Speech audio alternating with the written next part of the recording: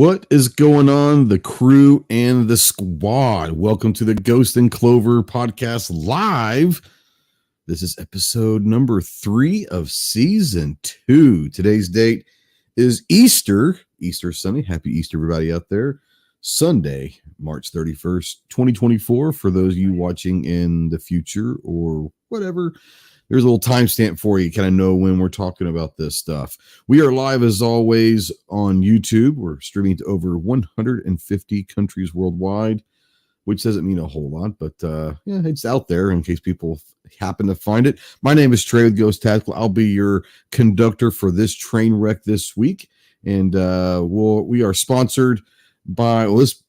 How to say this? We are powered by our good friends over at EAA, or a European American Army. We'll talk a little bit about that as well. We're also going to have the random viewer topic at the end.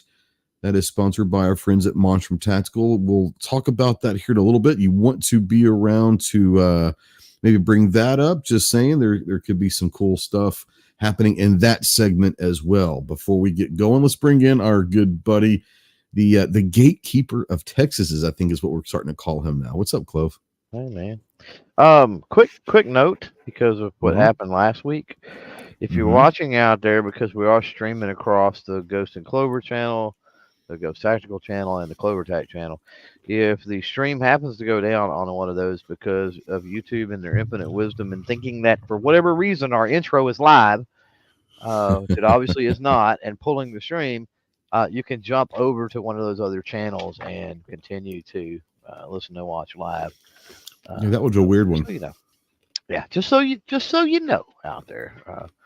Yeah, hopefully folks are watching, listening on that Ghost and Clover channel. We need a little more traction over there. So yeah, we had I guess it was Monday morning, or whatever, or even Sunday night. I'm not real sure. Last one, and you had saw that the stream got taken down because we were showing firearms handling firearms on a live stream, but they weren't bright enough to realize it was our intro video. Wasn't and they said, oops, we're sorry, and they reversed it or whatever, which doesn't help us when we're doing it live. It doesn't help when you're live. It's like it was 7 minutes long when they reinstated it, so it's like, well, thanks for 7 minutes of the whole hour. Appreciate exactly. that, but it's frustrating, but no, I hear anyway you. You've got first topic, my man. Okay, cool. So what are we going to talk about? Man, let's talk about something that I took part in this weekend, because I think it can lead to an interesting conversation and might help some folks out there out a little bit. I had about an hour long or so, I don't know what you would call it, like coaching, training, something session with a friend of my son's who basically had never shot, had never handled firearms, anything like that, but was becoming really interested in such things. Sure. And I did, was able to film that and chopped it up a little bit and uploaded it. But it's kind of what I want to talk about a little bit, I think, is, when you've got somebody that reaches out to you and, they're, let's just say, very, very limited in their firearm knowledge. Which extends to experience and just anything and everything, right? Literally does not know, maybe which end the bullet comes out of. Where do you start? Let's hope that that's where you start. This is where the bullet comes out. Well, that's what I'm saying. Like, where do you start? I mean, when you have somebody like that, where do you start?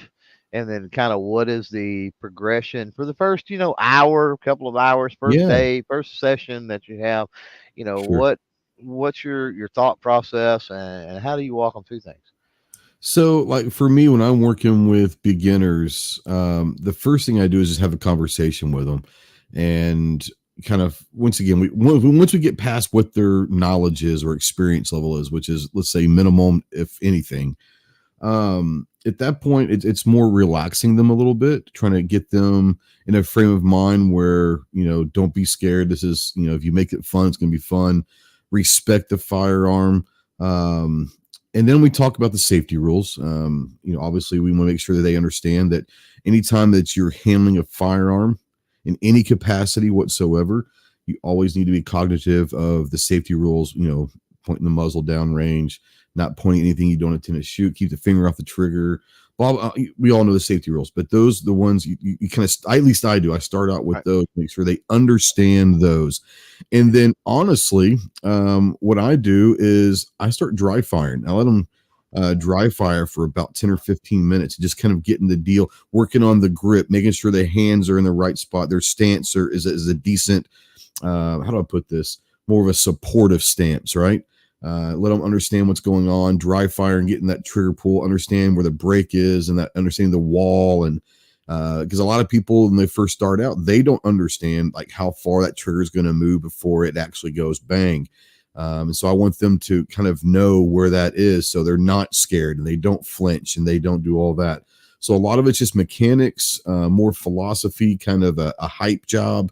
And then you spend 10 or 15 minutes dry firing, getting familiar with that particular gun, that particular trigger. And then obviously go ahead and load a round of about 5 in each magazine at that point. Them take 3 to 5 shots, kind of get them used to that. If the gun has a safety on it, I know this is what people are going to say. They may not agree with this. I don't care. If that gun has like a thumb safety or whatever on there, I actually have them put that safety on between shots. And so they shoot and I have them immediately put the safety on.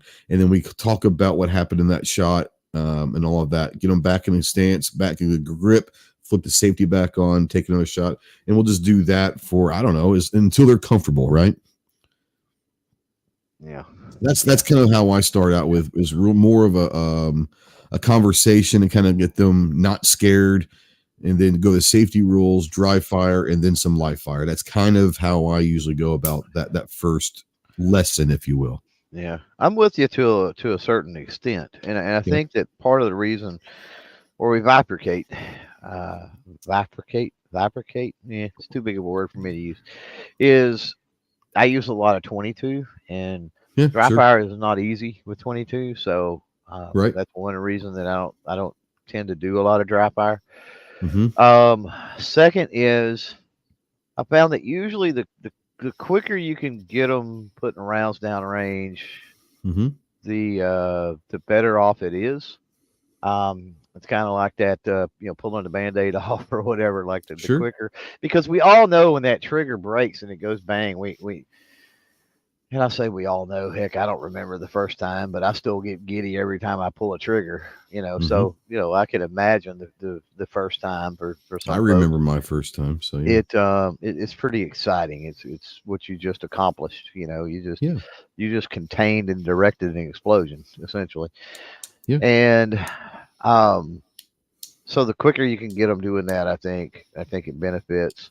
And then, yeah, you really lost me when you started getting into the whole mechanics of the trigger and the brake and the wall and that, because that's your style and that's my style. So yeah, to me that's a little much probably for the first time. It's just pull the trigger and and let it go bang and let's see that's part of the whole thing where I talk about not being afraid of that, like you said, that miniature explosion a foot from your face. Is you get them into there and you let them understand, hey, let's go to that wall. Let's feel where that break is and that trigger. That's where it's going to go bang. So so they're not scared, or they're not, how do I put this? Not necessarily scared, but they're not surprised, and they don't, if they're surprised at when it happens, sometimes there can be some safety issues with that.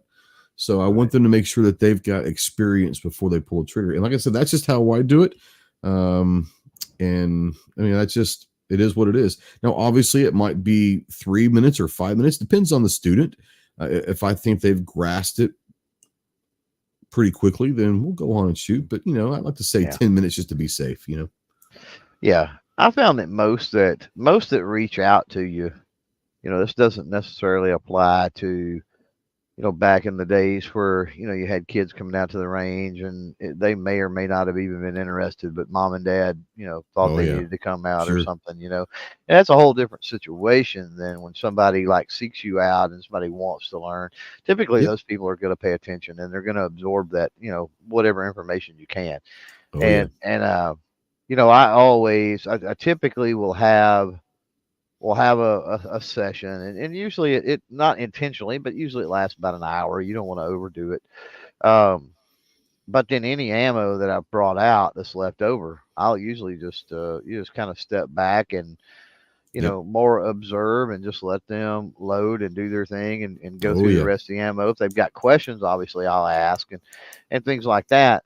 And I noticed by observing like that more often than not they have retained, they go Oh through all yeah. of the motions. I mean, they've retained every single thing. And a lot of times it's an information overload. So it's kind of cool that they are able to retain, that much information that's Yeah. been dumped on them, which is kind of neat. No, I try not after my initial conversation with them and kind of showing them a basic stance and the basic grip and all of that. At that point, I get out of the way. I would Mhm. say after the first maybe 10 shots, I'm out of the way. I'm there to answer questions. I don't talk to them anymore about different things. At that point, once they start pulling triggers, all I want them to do is enjoy that experience. We can Mhm. always talk more in depth on different things later on. But I'm more of a once we get shooting, we're shooting. Um, Right. Obviously, if there's a safety issue or something like that, or a potential one, we'll go over that. But at that point, I quit talking. I just say, hey, let's load up in the magazine, get your stance, get your grip, and let's shoot. And I think the biggest thing is if they want to ask questions, they can. But I have that mentality of I want them to have fun on their first experience. So I get the hell out of the way basically after we have that Yeah. initial talk. Yeah. No, I would agree with that. Now, as far as on your end, as far as kind of the Mhm. roster that you will bring out, Yeah. uh, what dictates that, and then what are some of the ones that you try to find a reason to bring those out? Honestly, what dictates it is when I'm talking to them, say, hey, what do you want to shoot? Hmm. If they have their own gun, obviously bring your own gun. Is there anything that you've wanted to shoot? And 99.999% of the time, yeah, I love to shoot an AR. I never shot an AR. So obviously I'm going to bring an AR. So I don't start with 22 LR, I start with 9mm. That's just how I am.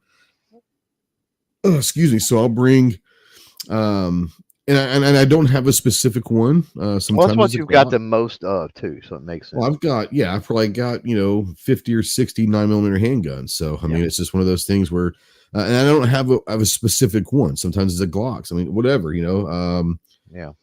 I don't have a specific one. I have to, the note person, if they have smaller hands or bigger hands or, they're male or female or whatever.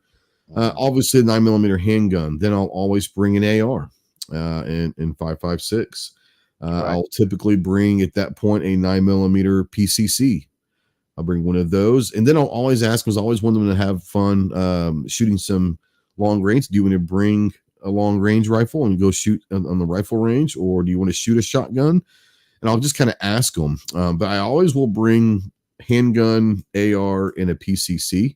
Hmm. And Right. typically those are the three that they enjoy the most. And sometimes they'll sit there and say, oh, I want to shoot a shotgun. Oh, maybe next time. Or do you want to shoot, at 300 yards as far as our range goes? Maybe next time. So it's like, okay. So most of the time, for the first time, I don't. Handgun, AR, PCC, and I think that I'm golden typically on those three. Yeah. Because I want them to shoot more. You don't necessarily want to overload them with different, well, this one's different. You got to do it this way. Now you got to do it this way. It's like, man, here's three guns. We're going to load up and we're going to shoot. Hmm. Yeah. Yeah. Sometimes less is more. Oh, yeah. Yeah.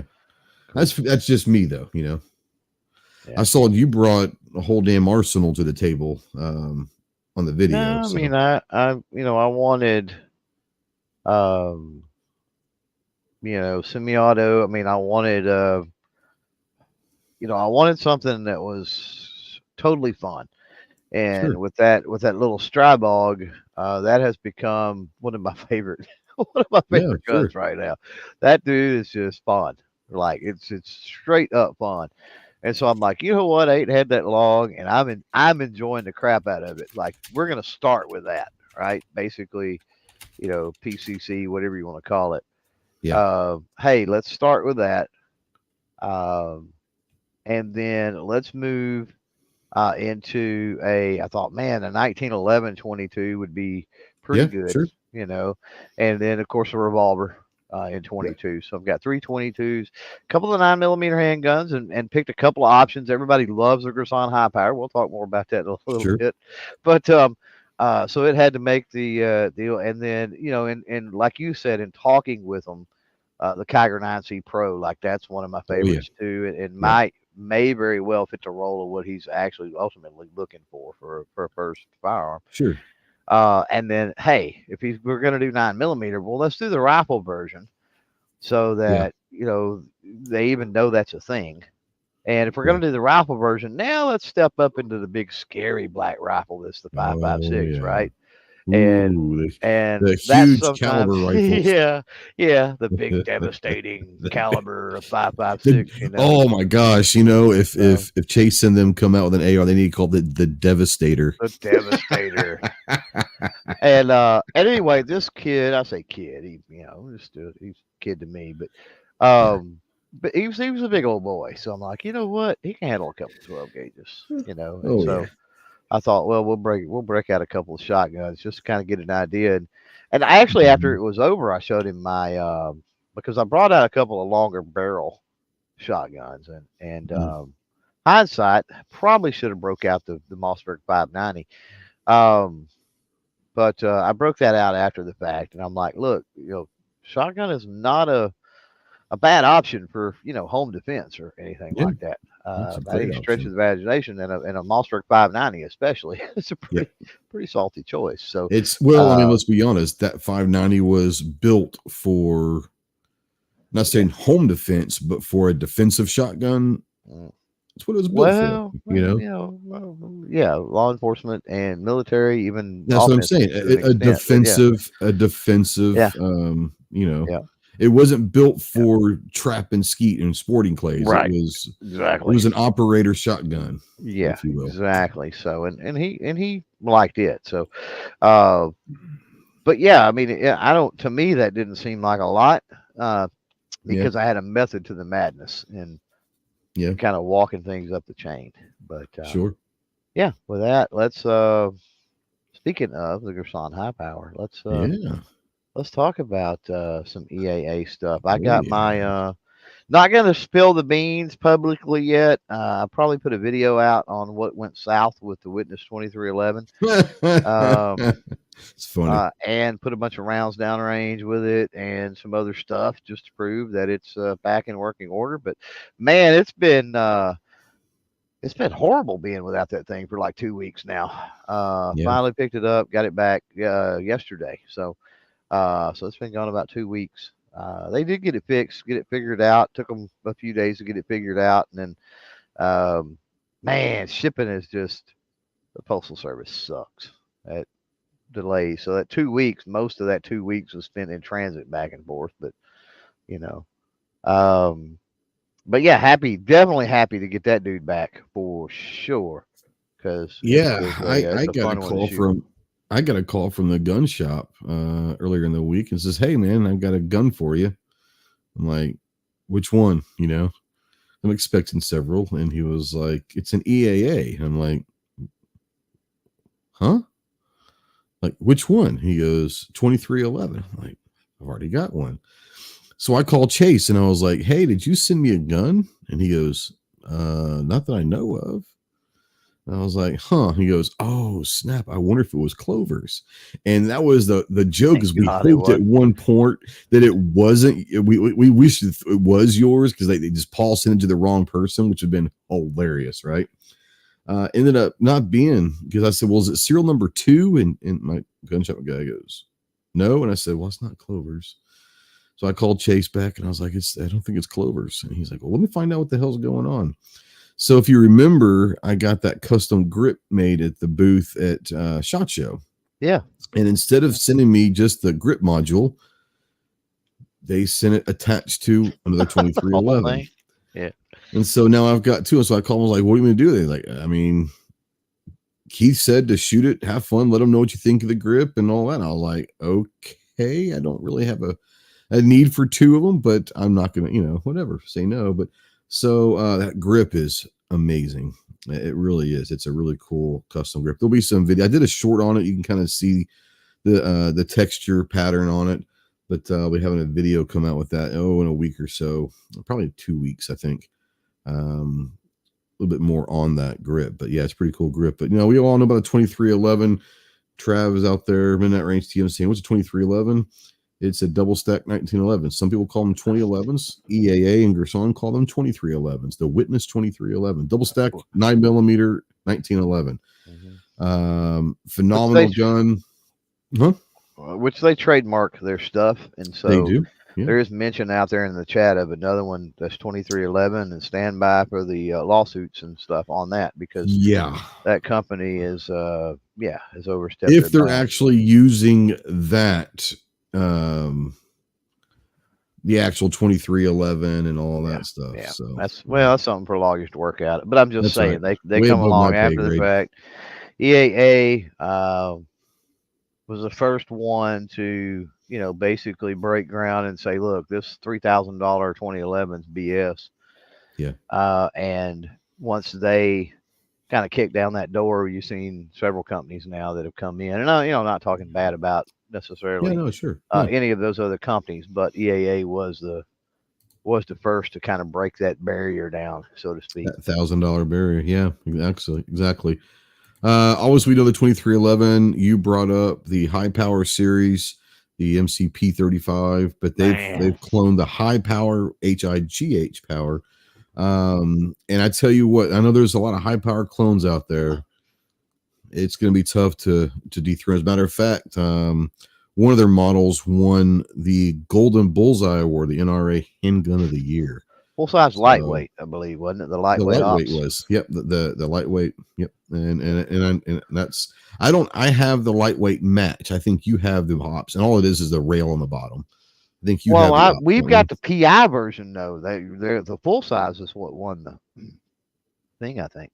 I don't think it was the PI version that won. It was the lightweight, yeah. It was just the lightweight, yeah.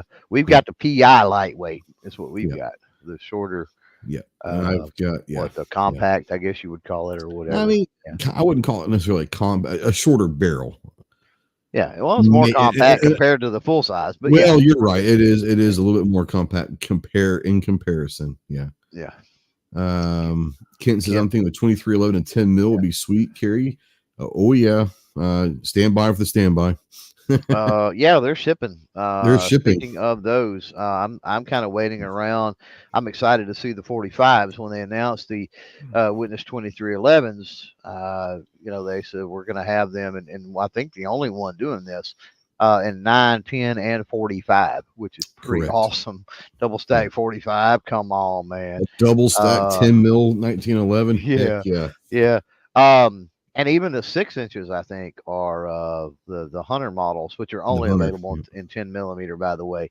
Man, excited to see those. I think they have gotten some of those in there, some distributors, so folks can make some calls to their LGS and get them to check with distributors and stuff and see what's out there. But we all know with importation, when you're dealing with any company such as EAA that imports, typically they're not getting them in by the thousands and thousands and thousands at a time. And so, the distribution channels and stuff like that, if you find them, you better jump on them. Yep, absolutely. Go check out our good friends over at EAA, or European American Armory. Not only just Gerson, they've got other firearm manufacturers in there. They've got some shotguns over at EA. They got all sorts of cool stuff if you're into that stuff. But go check it out for sure, and let them know that we sent you for show. Faux show. You're up now, man. And by the way, before you're up, for everybody that's out there, remember you want to stick around, because the third segment of the night will be chosen by a viewer out there. So we will randomly pick one of you. Keep in mind, get your topic, what you want us to talk about. kind of have that in mind. That way, if you are chosen, you can throw that in the chat as quickly as possible for us, and we would appreciate it. Okay, Ghost, you're up. This is going to be one of the few shows. Well, I mean, few. We've had a couple, and this is over the last year and 3 episodes that we talk guns. And I had a thing that I started to not do it. I'm not going to tell you because I'm going to save well, that topic for something else. But I was going to no, I was going to talk about this topic. It was something that you and I talked extensively on the phone. About a month ago about. So about a month ago or so, I went out to the range, a long range down in Little Rock, and shot. Had a great time. Heavy winds. Shot hit 4 out of 5 at 1,000 yards. But I had an aha moment, and Clover and I had talked about this extensively for about an hour. And I wanted to talk about not just in competition or anything, just utilizing an optic, right? And I think a lot of people are starting to put red dots and LPVOs and scopes on their rifles and stuff, or even dots on handguns, right? But they may not understand how to actually utilize and maximize that optic. I didn't realize that I wasn't maximizing my rifle scope until it was brought to my attention by a guy at the range. And I didn't realize that I wasn't seeing the impacts, whether I hit the target or I missed. Where did I miss to make adjustments on the next trigger pull? right. And what I realized was that all of my focus was going pre-trigger pull. All of my, this is at long range, let's say 1,000 yards or even 300 yards or whatever. All of my focus was going to the pre-pull. And I was focusing on that target. I was focusing on my breathing. I was focusing on that. But once I pressed that trigger, I basically quit paying attention, where that actually is probably the biggest place that you want to pay attention is impacts, whether you hit or miss, but where are you hitting? Where are you missing to make those adjustments?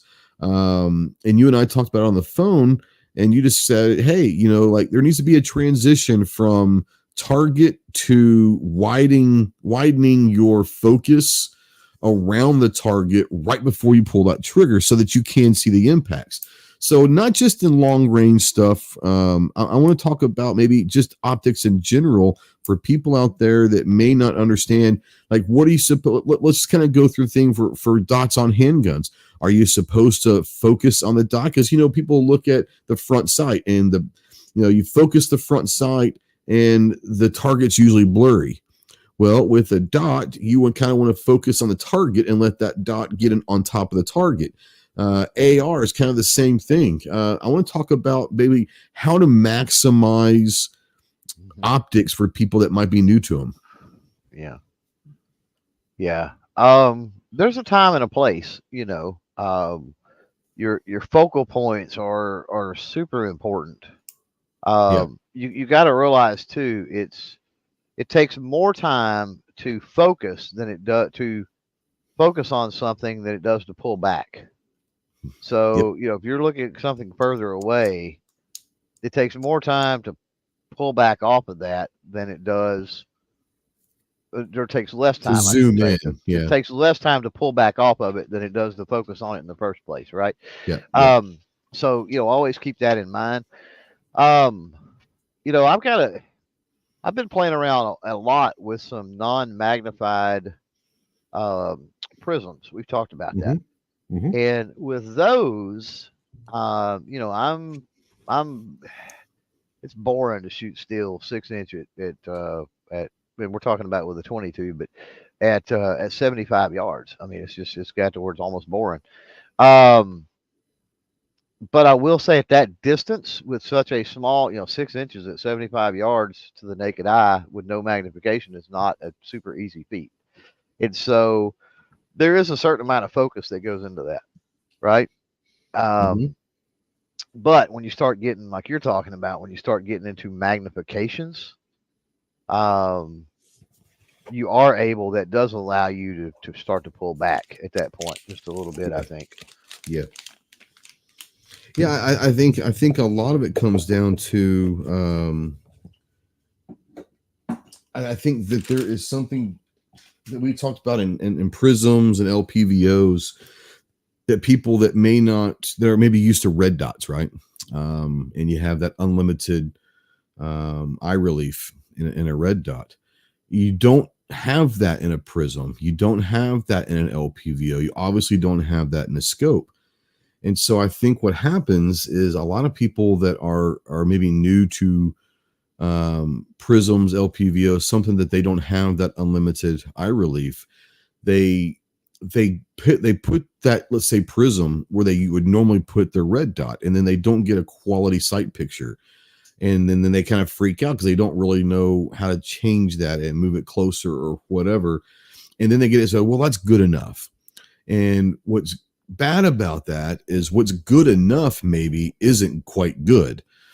Because if you move your head in the slightest bit, now you get that dark side of the moon, if you will, view from that optic. So I think a lot of the thing is before you go and shoot some of these optics, just make sure that you take your natural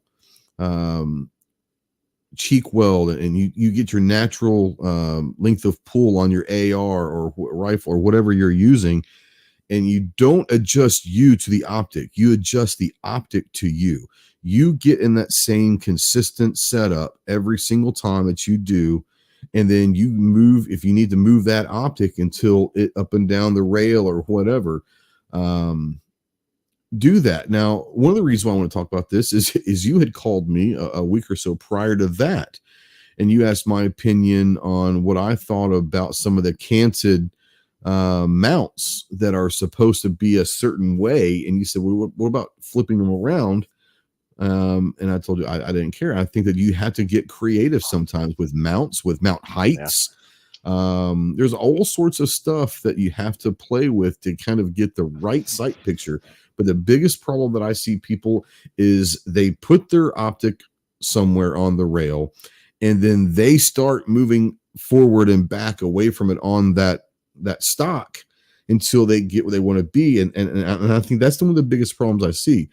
I want you to get mounted and you be consistent on the exact same way every time. And then you move that optic to you. Yep. When I'm mounting an optic, what I do is we're talking about a long gun, for the most part, maybe a PCC or something, but something with a pick rail, something with some type of length to it that I can put it in a rest. Correct. Yeah. And I will typically put it in the sled, and then that way I don't have to, two hands and hold it. Yeah. And Yeah. I'll get behind it. I'll get behind it, and I'll find my comfortable spot. Right. Yep. Okay. My comfortable spot, my cheek weld, it's going to be right here. Bam. This is what's natural. Right. Wherever that natural spot is, and then I hold that as I reach up and move the scope back. Right. Until, and I usually start with it a little bit too far forward, and then I'll just walk it back, a notch on the rail at a time until, until it's like, okay, that looks good. And then I'll lock it down. And sometimes I'll lock it down and then I'll get up and I'll go offhand and I'm like, it needs to go forward or it needs to go back one notch or, I need to tweak it a little bit, but that usually gets me close, and it definitely helps me to establish that natural point on that stock. For sure. Now, what I did run into, as you mentioned, on one that a little bit of video out on it for too long, is I've got a little rifle that ended up, the eye relief on it was fairly short, which is not uncommon on a typical rifle scope. Was a little short, and I couldn't get it back far enough. There wasn't enough real estate on the rail to get that thing back far enough. And so when you're talking about a swept cantilever mount, I was talking about flipping it around, and there's the massive debate out there on the interwebs about whether or not you flip around a swept mount. Now, what I ended up doing, just so you know, because I don't think we talked about this, is I ended up swapping mounts. Monstrum actually, I've got several mounts from them. They have great mounts. And I ended up switching to another mount that worked out. I mean, because I wasn't off that much. I mean, if I had another notch or maybe two at the most on that rail coming back, would have been plenty. So I ended up finding another mount, and it's worked out beautifully. So yeah. You made a point there about you like to get in that natural position on your stock in a consistent position. And I had a lot of people that have asked me over the years, not like recently or anything, but over the years, how do I know where that is to be consistent? They can do it every time. And I tell people all the time. This is something that I did in the Marine Corps. Is I got like a little piece of like really thin felt and super glued it. Now you can just do like, probably Velcro strips or whatever, but you just get like a little square or something like that. It doesn't have to be big, but something that's also not going to rub. You don't want to put like skateboard tape because that'll end up chewing up your cheek pretty bad. But you get something, for me, this is me, and you put that on there so it's not raising, it's not like acting like a raised comb or anything. A riser, it's just yeah, right. A rise or anything. It's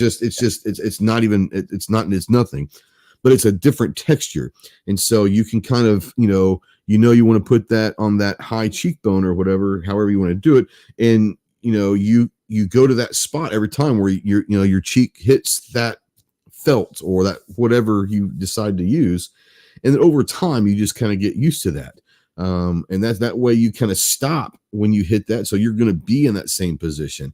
And if anyone tells you that you shouldn't do something like that, then tell them to go to hell, because this is all about being consistent and doing it the right way, especially new to it. You do whatever you need to do to be consistent. And I think new to it is the key, because I don't have a problem. I can pick up any rifle. And I don't either. But when I first started, I did though. Yeah, within a couple of seconds, a few seconds, I found my comfort spot, and so it's all over. Once you know how your body feels, and this is what form is everything in competition. So one of the things that I would always teach, obviously, with form is where that consistent spot that your cheek is on the stock, right? That's your mounting. It's what they call mounting. Absolutely. And one of the tricks that we would use was Scotch tape and just a little piece of foam, actually. That foam would have a little resistance, so you feel it more, right? And that's what's wrong with the felt. I use kind of felt. It stopped me when I felt that different texture. I stopped right there. But you could also press down on that foam all the way to the stock, basically, because it was spongy, it was soft. So that's usually what we would use for that, to kind of help people get used to it. But there's a couple of things. I mean, you should not be at all uncomfortable. So it should be one of those things to where, as far as your neck, your breathing, your pulse, because you got to remember, you've got a massive artery and vein in your neck. And make sure your head's not tilted. Make sure it's pretty straight up and down. You don't want to tilt your head too much. All sorts of stuff. Yeah. If you're pinching off blood flow, that's bad. If you're pinching off breathing, that's bad. If you're stretched to the point that your neck is going to get uncomfortable and all of that, that's bad. So, if you're looking for your proper mounting on whatever it might be, rifle, shotgun, anything, just realize it's going to be a comfort spot. And once you realize your neck and your head and what feels comfortable, it's pretty easy to pick up something after that and, pick it up, move back and forward a little bit, and boom, you're there. It's not a big deal. But it's one of the things that's hard to explain. But once you get accustomed to it, it's super easy, and it's muscle memory. It's repetitive motion, and not something you're going to have to even think about in the future. Yeah, no, I think that being comfortable is, no matter what weapon system, we're talking rifles, at least ARs, or something with a stock, a long gun, shotguns, rifles, ARs, whatever. Being comfortable is key, and you can build a good mechanical stance and you can mount it properly. But being comfortable is going to be really key, because if you're not comfortable, your attention and your focus isn't on the trigger press or the target or whatever you're supposed to be concentrating. It's on, I don't feel comfortable in all that. So get comfortable, and then from there, you can kind of tweak to get proper mechanics. So, I think a lot of it just comes down to people understanding how optics are working, and how what you can do prior, which I think is so crucial. What you do prior to looking through that optic is going to help you maximize that optic as well, making sure that you're in a consistent position. Most importantly, just understanding that, we just need to get mechanics down and not fight the optic, allow the optic to do its job. So there'll be more on that coming out and probably on my channel, and we're discussing that a little bit. Let's talk a little bit about. Speaking of optics, there's going to be talk about that here in just a second. But our segment, our random viewer segment, brought to you by Monstrum Tactical. So type a 3 out there if you want to choose the topic for tonight, our third and final topic, the third topic for the third show. Third show this season, I should say. Type a 3 out there in the chat. Make sure that you're live. We're going to talk about Monstrum and do some other stuff and give you guys and gals plenty of time to type the 3. No hashtag, just a 3. And then make sure you've got some type of a topic in mind. Once we spin this, once we choose somebody for a topic. And it doesn't have to be gun. It could be literally anything. Just as long as it's not going to get us kicked off of YouTube or the podcast platforms. Right. Yeah. Well, yeah. And very little will. We can navigate most things. We can navigate most stuff, sure. Yeah. If you're game for providing us with that third topic, put a 3 out there in the chat. Got a few minutes. Make sure you're live. If not, if you don't got the little red dot and you're hearing this right now, click where it says live. That should bring you up to speed. Hopefully you're not too far from live. No kidding. Or you can also refresh and get live. So while you guys are doing that, Monstrum, man, I mentioned the Monstrum mounts earlier, just inadvertently there. I wasn't even thinking about the segment coming up and them sponsoring this particular segment, but I've got a lot of Monstrum stuff. I've got a ton of Monstrum stuff. Yeah. What I was talking about, shooting the steel at 6-inch steel at 75 yards with that prism, that was the Monstrum Cyborg, as a matter of fact, that I was doing that with on the little Strybog. So Monstrum Cyborg, definitely a cool little little prism. Yeah, I've got that on my X-Tar, I believe. I think that's on the X-Tar EP9. I got the Banshee. On the new Anderson Frontline 10.5, and it looks great on that. Love it. I'm getting ready to put the Arc Saber, which is their weapon-mounted light, on the Anderson Frontline as well. It's going to kind of be a nice little build setup there. Got a Ghost magnifier out there. The Cerberus, which is another prism optic. They've got several of them, but I haven't put that on anything yet. I don't know what I'm going to put that on. I haven't figured out. I might put that on the Strybog if I get a 10 millimeter Strybog in. I might put that on that. I don't know yet. Yeah, but no, I don't have the Ghost. Great. I don't have the Ghost magnifier, but do have the Ghost red dot. Yeah. On the X-Tar EP45. Yeah. So really like that. Really digging that. Chris from the 740 out there, he says, I'm loving the Arc Saber so far. Yeah, I've got it mounted. I haven't used it yet, but it's mounted on the Frontline 10.5. So looking forward to getting that done, utilizing it. But yeah, man, what I love about Monstrum is, and this is kind of funny things. We've been working with Monstrum for so long that when we were thinking about this segment sponsor, we're like, oh, well, we both work with Monstrum. We wanted to find a company that kind of we've always both worked with, and I was like, well, why don't, and it just worked out, and they were very gracious to do that. But no, Monstrum is great. What I love about Monstrum is what Chris explained on your podcast last season, in the fall season, late season, whatever you want to call it, is they know who they are. They know exactly who they are, and they own it, and they want to own that segment of the market. And I love that about them. And I'll tell you, I mean, they've got some cool optics, very budget friendly and quality. The only complaint, the only complaint, and I'm going to go ahead and I'm going to put this out there because people may pick up a Monstrum, and I want them to be aware beforehand before they pick one up. It's not necessarily a bad thing. And Chris will attest to this. He won't shy away from this, and that's what I love about Monstrum is they will own it. They will kind of explain why things are the way they are and whatever. But I find that compared to more expensive stuff, 2, 3, 10 times the price, Monstrum stuff tends to be a little heavy.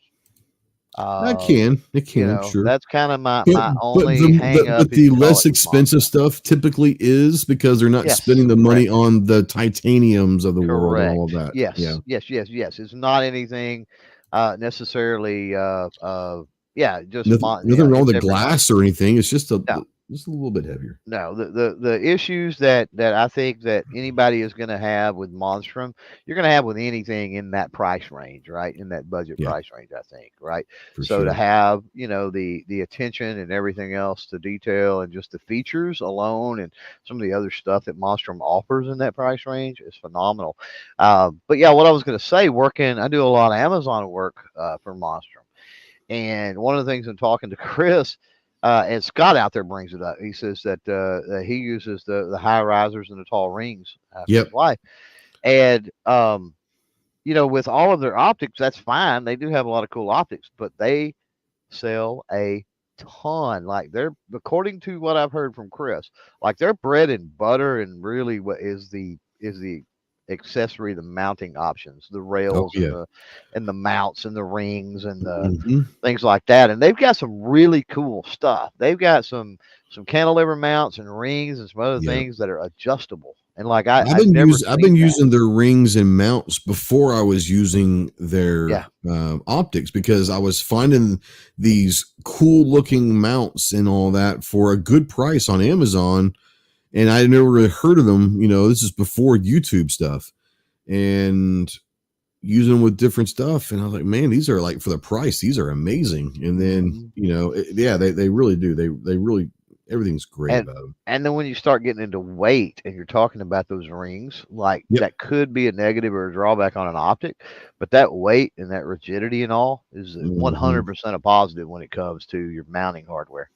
Oh, So 100%. Yeah, yeah, you don't yeah. want it to be lightweight and cheap with your mounting hardware. You do not want Um, flex for sure. no, no, no, no, no. So, how many we got people entered? I can't see. We've I'm got keep folks in blind. there, so I All think we're right, good enough. So I say we spin this thing. spin that Um, wheel. and No whammies. No whammies. when it pops up here, you will have, I don't know, minute or so to respond with your. Oh, Oh it's Lord, midnight range this could TM. get weird, So, folks. so midnight range TM. If you are Give still us a out there, topic. buddy, Give you've us a got the topic. topic of the night. You've got roughly about a minute to let us know. And if he doesn't answer in a minute, we will spin this thing again because obviously, if you're going to pick the topic, you have to be present for that kind of thing. He's Yeah, been pretty vocal in the it already chat, so is. So hopefully he's still he is around. out there. He says, it's dangerous when Trav starts thinking of something because his mind is a little freaky like a lot of us, and it could go down a weird rabbit hole. But we like that. We want to be challenged. We want to be challenged a little bit. Yep, I'm all for it. So he did catch wind, so hopefully he gives us the topic here in a minute. Hurry up tight, Travis. Killing me. Yeah, Mark Jackson says enough companies involved now. You can get it done right with the cost of New Balance rather than the cost of pair of Jordans. And I think that's what he's saying is a lot of these companies that have kind of mastered what they do with not the high price range, a lower price range in optics. 10 years ago, it probably meant inferior quality. That is not necessarily. As a matter of fact, if you look at the loopholes of the world and a lot of these big dog companies that are usually considered high end, they're even going down and having an optic here or there in that quote unquote budget price range as well. The difference is a lot of these companies are really owning that and mastering that how do I put this? I'm not saying when I say budget, sometimes people get the wrong connotation. It's it's an affordable optic, right? All right. Midnight Rain says you're gonna plan a gun range picnic to eat while you shoot. What do you serve, and why is a hot dog sandwich Why is it a hot dog sandwich buffet? Well, first of all, a hot dog is not a sandwich, so it would not be that. Right. Real This is quick. pretty easy. Oh yeah, go ahead. Real quick. I want to give something away. Okay, sure. Occasionally we do this, and I have been 3D printing. So You've been a 3D printing fool, is what you've been. So Mohawk Boy, that's a throwback, isn't it? If Mohawk Boy out there will email me, clovertac@gmail.com, I might just have a 3D printed hand stop that. And this can be used on any. This is not something you can't put on. Rail. Yeah, anything with a pick rail, it can be used with a pick rail. Yeah. So yeah, I've got a 3D printed hand stop that I've done. If you want it, it's yours. Email me clovertac@gmail.com, and yeah, let's get to the topic, I suppose. Huh? Yeah, G-Web says you're giving away a 3D printer. Nice. No, didn't say that. Not even remotely. So a gun range picnic. So I'm going to go one of two ways. Okay. One of two ways. And it depends on the people I'm going to be around. Obviously barbecue is an easy one, right? Oh yeah. Barbecue, like a pulled pork sandwich and some beans and some slaw and even some brisket or something, just something simple, potato salad. That's pretty much perfect. It depends on if you're going to eat before or after, because if you're going to eat, hold on. Hey, Callie, move. Oh, the lab and the two dogs are in here saying hi. If you're going to eat before you shoot, and you're going to do barbecue, you might want to make sure you have some wet wipes to clean your hands off, or having greasy barbecue hands on guns may not be fun. If you're going to shoot before you eat, then yeah, barbecue is a great one. And another one, I guess it's just, he said sandwiches. I think you can't go wrong with a sandwich, but not like cold cut. I'm thinking like burgers, like a good grilled burger, either barbecue or a grilled burger with maybe some fries or just chips and all that. Yeah. I'm a cold cut guy, but not the range. If I'm going to do a range picnic, I want barbecue or I want me a grilled burger. Yeah, burgers and dogs. Typically, when we would have food at the range, and our range, dogs. Yeah, I can do dogs as well, but they're not a sandwich. Our range had a grill, a smoker literally on the range.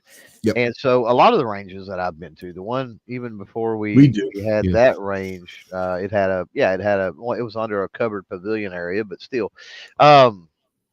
So burgers and dogs are the way to go. Typically the kiddos, are all about the dogs, right? I would usually bring some brats or, something like that to put on a hot dog bun for a, or even like a chicken breast if people don't like, burgers, Yeah. Usually though, you got, if somebody didn't like the burgers, they would eat a dog. Absolutely, they would. And if they don't like either one of them, then to hell with them to begin with. Yeah, bring your own food at that point, right? But I agree. You say picnic. When I hear picnic, I think about cold. I do too. I do, but I also, when I'm at the range, I want a grill, baby. I want to use a grill somehow. Yeah, something about the range, man. You gotta have fire, dude. Lots and lots of fire and yeah. It just seems kind of wimpy to break out the cold cuts and stuff on the gun range. It's just, unless you got women there to make a sandwich. You got the women around. Well, Mark out there says there's a bit of an unwritten rule around him. The gun range is for the guys, and the wives compete for the best dish. Leave it up to them. Could be. That's so great. Midnight Range TM says, "What? No fish? You could use it to suppress your rifle." That's an inside joke. A fish break out there. Absolutely. Only if it was a 308, I think, though.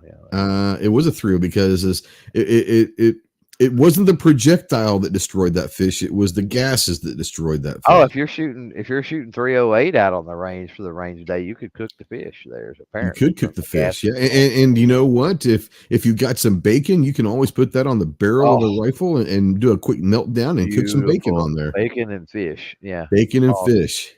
all day, baby. Yeah, yeah. But I agree. I mean, it's man, that's kind of a no brainer, right? Like, so Yeah, other than let's do it this way because we got a yeah, few minutes. sure. So that was kind of a no brainer answer, and I think most of the people out there probably going to feel about the same way on a I would range. So imagine. Sure. it Yeah. can't be grill, it can't be Okay. barbecue, Okay. grilled. That's out of the question. Like away Okay. from our typical answer. Which route do you go? At that point, I probably go cold cuts. Think I so? probably do. At that point, if I can't use a grill or no barbecue and all of that, Uh-huh. one of two ways: I'm either going cold cuts or maybe going to one of the chicken joints and getting like a bucket of chicken tenders Oh, I like that idea. Yeah. chicken wings, buffalo wings, or something like that. Oh, I like the idea. One of those probably is the way I'd go. Bringing out Honestly, some I probably fried wouldn't do cold chicken. cuts. I'd probably go either a mixture of maybe chicken tenders and some wings or something. Yeah. Yeah, bring out bring out some of that. I probably wouldn't. I tell you, if I was going to go the cold cut sandwich route, I would Yeah. probably just find me a sub shop. Rather Yeah. it's going to be Subway, And unfortunately. they get one of those like I know we 6 foot don't like that. subs or something that can feed a bunch of Or I people, would you do know. a couple of those or something like that. Yeah, yeah, Ooh, absolutely. he's Probably go talking that Mexican food, burritos. Ooh, you can wrap them up in foil and keep route. them hot in the cooler. That's not Now a bad deal either. this is true, and I got to tell you, I've been to But many a Mexican food on a range, I hope they have a porta potty. yeah, no kidding. But I've been to many a competition that you get there, they all start early in the morning, obviously, with practice, and warm up and other things. And they typically would have breakfast burritos. Multiple competitions we went to would have breakfast Yeah. burritos in the morning. Ooh, Uh, breakfast burritos are good. so Absolutely. yeah, yeah, and that's not really Mexican food, but No, still, no, no, no, no. eggs and Just because sausage it's early in in the a morning, burrito doesn't mean still it's gonna need a Mexican food. you're still gonna need a bathroom handy. So Yeah, yeah. let's No, not. Mark says there's got to be fire. No, we're saying if you can't have fire, like I think we all agree there's got to be fire, right? Yeah. But what he's saying also, sun goes down, the kegs come out, and bonfires lit. There you go. That would be a fun one to do. But no, I think that if you couldn't have a grill or smoker, you couldn't do barbecue. Man, I don't think you can go wrong with some chicken tenders and some wings and bring 4 or 5 different, sauces for people to try. And you can still go the route of baked beans or coleslaw or potato salad, stuff like that with the wings and chicken. So they can still get away with that stuff as well. But yeah, I mean, cold cuts are great as well. I love cold cuts. I'm a cold cut guy. And it's cheap and it's easy, and you bring some sliced ham, some turkey, some chicken, some roast beef. Let people make whatever the hell they want. Or I even like the idea of maybe going to Subway and get like a 6-foot sub and Yeah. let people just kind of eat off that. You maybe get 2 of them, depending on how many people are going to be there. Yeah. Now I tell you, we've made finger sandwiches before. When you make the Yeah. sandwiches, Oh, yeah. you put the X, cut them into X. Oh yeah. And we have done it. Now that I'm thinking about it, it's like we have done those for some range days before. You can, Ooh. man, a couple loaves of bread and some cold cuts, Oh, they and go a long way. you can make a lot of little sandwiches. Of course, Now, a yeah, grown man's going to eat a lot of little sandwiches too. But that's right. That's right. but you've got a variety, and that's one of the cool things about doing that is you could get 2 or 3 little little sandwiches of a Yeah. variety of things that way. Yeah, Mark out there, and this is more of a summertime thing, but I think he hits the nail around the head for summertime. Watermelon, a good veggie tray, and dip along with the meat or sandwiches or something. Picking food, yeah. Talking about finger sandwiches with some watermelon and a veggie tray with. I think for summertime, a watermelon and veggie tray would be fantastic. There's no doubt about that. That's a good call, Mark. Scott out there is hating on Subway. I said whatever your sub shop is. That's right. Here, It doesn't have to be Subway. It's kind of like I call everything a Coke, and they'll say, either it's Dr. Pepper or whatever, it's a Coke. It's a Subway, Depending on where you live in the country, your options are limited. That's all I got to say about that. This is true. Or you can make your own sub, which, my God, have fun with that.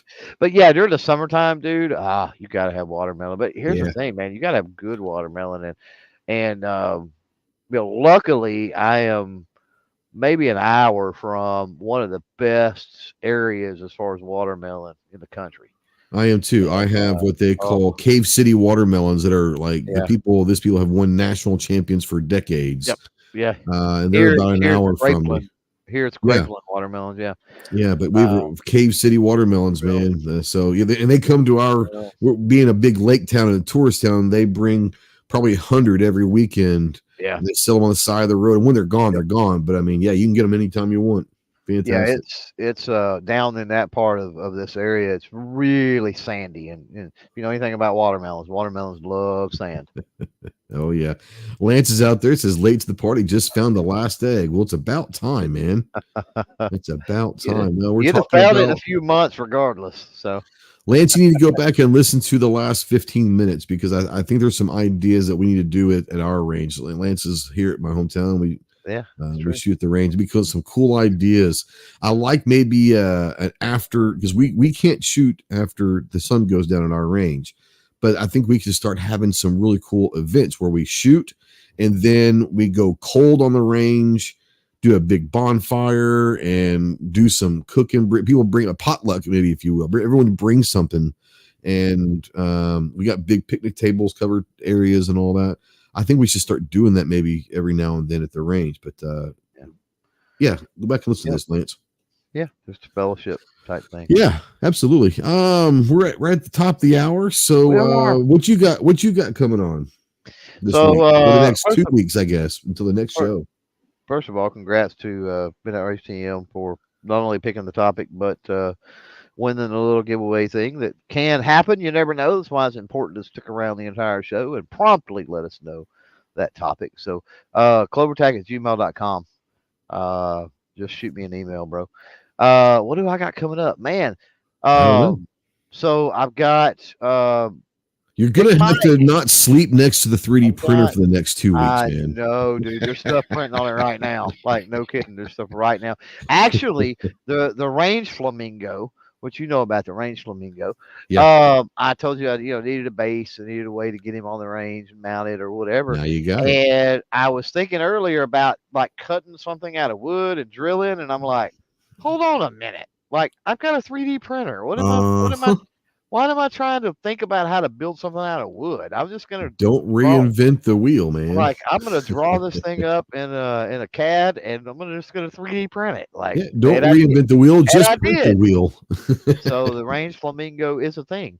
But yeah, I've got Big Mike, Magic Mike, Tactical Considerations will be the podcast drop for tomorrow. And we actually talked quite a bit of 2A stuff, which is Mike's not afraid to talk 2A stuff. No, But, he doesn't. you know, He doesn't a lot, but he's not afraid to. We've had some great 2A talks in the past, yeah, so that was really interesting because most of his is gun review type stuff, and so to go down those roads with him was kind of interesting. And Yeah. then we've got Friday will be the 100th episode on uploaded, not of the podcast. I've got way more than 100 episodes under my belt, but the 100th that has been uploaded to Firearms Radio Network. So we've got Sean when we like shooting on that one. The little range thing Saturday, if you haven't watched that, man, go watch that. Even if you just skip around in it, it's about 40 minutes long. But it kind of goes into the topic that we started with tonight. I say it goes into it. It's directly related to it. May give you some ideas, and more importantly, I think maybe share that if you've got somebody that's maybe interested in firearms and doesn't have a lot of experience or whatever. That was kind of impromptu. But it was fun to get out on the range, and it was fun to film out on the range. And I'm jonesing to get some of the pile of crap I've got here that I need to do videos on, out on the range and get the normal videos rolling again. So look for those here pretty soon. And I think that's pretty much it for me. Yeah. Yeah, we put a video out this weekend on what I think is the right zeros for rifles. If you're out there and you're not sure what rifle zeros to use or want to know which ones I use for competition or for battlefield or whatever, that video is out there. I want to say this weekend. I don't remember what I've scheduled. I've got 2 or 3 in the bank. I want to say that it's either the Streamlight. I think it might be the Streamlight TLR, the 10, the handgun light that I've got on the 2311. I think that's the one that's coming out this weekend. Don't quote me on that, but I'm fairly certain. And like I said, I've got some other Monstrum stuff. I've got a bunch of. I mean, I'm catching up. I'm not saying I'm caught up by any means. I'm catching up on a lot of different stuff coming out. So looking forward to that. I've got the Armed Citizen podcast will be live Tuesday night at 8 Eastern, 7 Central. We are going to be talking zeros on different rifles and different optics, whether it's handguns, rifles, whatever, optics and zeroing. Because I have a couple questions on zeroing distances, especially for handguns and stuff like that. So, yeah. But I want to talk about zeros. Once again, this came from the last few months. I've had several people ask about zeros, and I said, you know what? Let's do this. But I also have questions now that I'm kind of new and getting into the pistol dot game. You know, I've heard some people say 15 yards. I've heard people say 20 or 25 yards for pistol dots, whatever. And there might be a special guest. I'm trying to get Mark from Fit and Fire to come on because he is an AK aficionado. And I know there might be some questions on what distances are best for zeroing AKs at 7.62 by 39 or whatever. Nice. And Mark might be able to come on. If he's not recording a podcast, his own podcast, he's going to try to jump on at least maybe for a few minutes and answer any AK questions because I don't run a dots on either one of my AKs. And I know he does, so that might be interesting to hear what he says about that. So, right. Yeah, that's all I got going on. Once again, go ahead. No, you're fine. Oh, I'm sorry. I was saying, once again, thank you guys for coming. Thank you guys for always supporting both of our channels. If you're listening to this in podcast form, we invite you every other Sunday night to join the live. You can hear the pups in the background. The live chat at 9 Eastern, 8 Central every other Sunday. That way you can see this live, meet the people, the wonderful people that are in here on the live chat all the time, meet some new people. More importantly, be eligible to be involved in the random topic and maybe even win something every now and then. We do ask you to check out these podcasts on the Self-Defense Radio Network and over in the Firearms Radio Network as well. More importantly, thank you to our sponsors, EAA and Monstrum, and we ask you guys to, if you're interested, please go check them out, support them. They do a lot in our industry to support a lot of us in a lot of different ways. You don't have to necessarily buy anything from them, but go check them out on social media.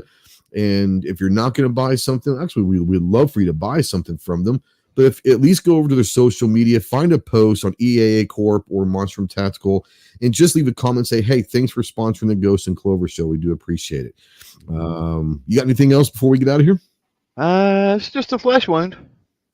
If you build it, he will come.